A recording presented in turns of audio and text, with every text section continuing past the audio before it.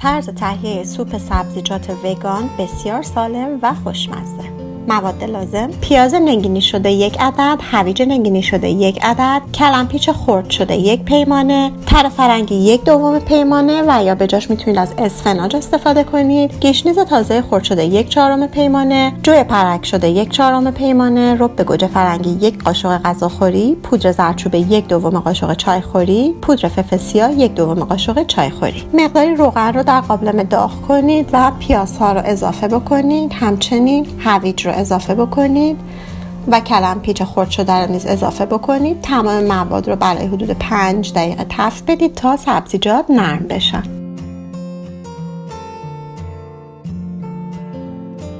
سپس پودر زردچوبه و فلفل سیاه رو به همراه رب گوجه فرنگی اضافه بکنید و برای حدود 5 دقیقه دیگه کاملا تفت بدید.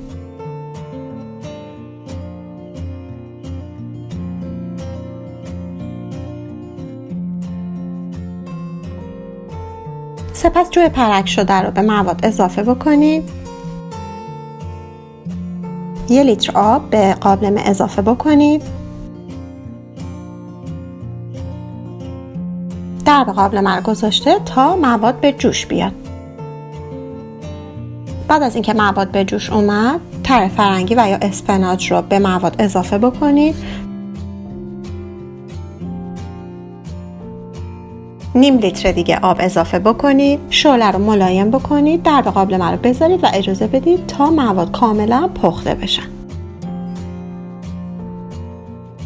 بعد از پخته شدن کامل مواد، نمک رو به میزان لازم اضافه بکنید. همچنین گشنیز تازه خرد شده رو به سوپ اضافه بکنید و سوپ رو از روی حرارت بردارید. این سوپ رو میتونید با آب قوره و یا آب لیموی تازه میل بکنید.